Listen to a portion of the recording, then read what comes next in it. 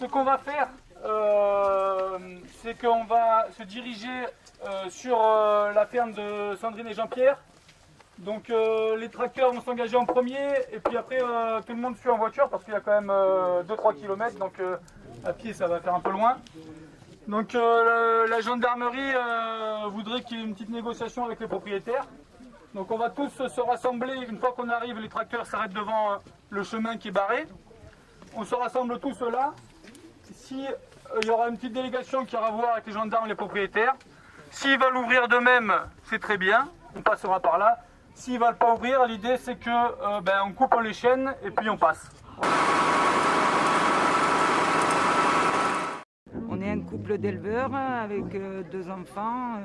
On s'est installé ici, on a pris un bail, enfin une convention de pâturage, mais devant notaire qui est monté comme un bail à ferme depuis 2009. Donc on loue quoi. En 2013, les propriétaires ont voulu mettre en vente et donc se débarrasser de nous. Donc depuis, les altercations s'enchaînent. Ils prétendent qu'on vole du bois, qu'on fait plein de méfaits qui ne sont pas vrais. Donc on est devant le tribunal paritaire. Et dernièrement, donc, ils ont bouché le seul chemin praticable par mauvais temps. Donc on ne peut plus sortir de chez nous, ni rentrer quand il pleut. Et ça dure pendant 4, 5 jours, 6 jours s'il ne pleut pas, quoi. Et personne ne peut accéder chez nous, quoi. C'est-à-dire l'exploitation est à l'arrêt complet, là. Pour le chemin, ça suffit. Pour le chemin, ça suffit. Pour le chemin, ça suffit. Pour le chemin, ça suffit.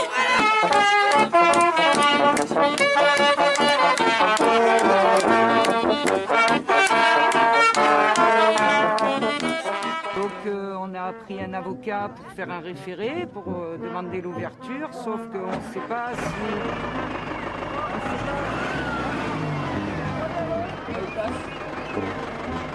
On ne sait pas si ça va passer le 30 janvier ou... voilà. Donc là, il est fermé à la discussion, mais c'est bon. On y va, ouais. Avec les tracteurs. Voilà. Allez. On y va alors.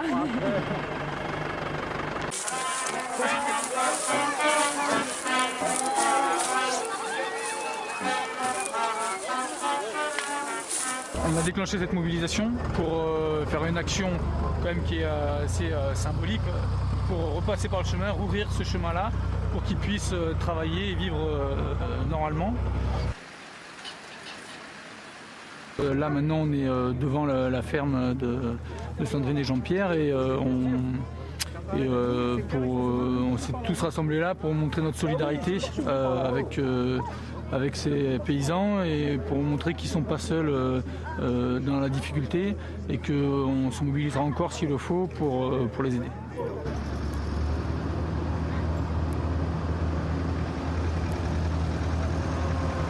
C'est important ce genre de mobilisation pour montrer que les fermiers ils ont des droits et les paysans ils ont des droits et il faut les faire respecter. C'est la défense de valeurs essentielles à la Confédération paysanne, il me semble, c'est la défense de petits paysans contre des grosses machines quelles qu'elles soient.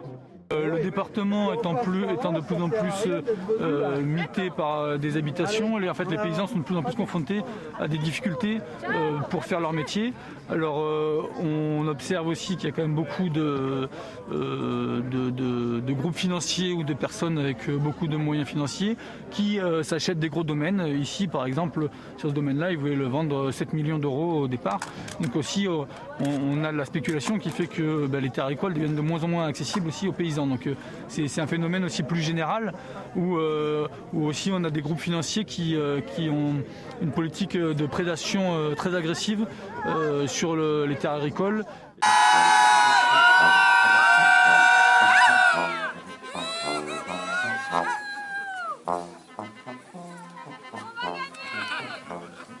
La terre, c'est pas fait pour faire de la spéculation, c'est pas fait pour faire des immeubles, la terre agricole, c'est fait pour produire de la nourriture pour la population. Donc c'est quelque chose d'essentiel. Et voilà, donc c'est la terre à ceux qui la travaillent.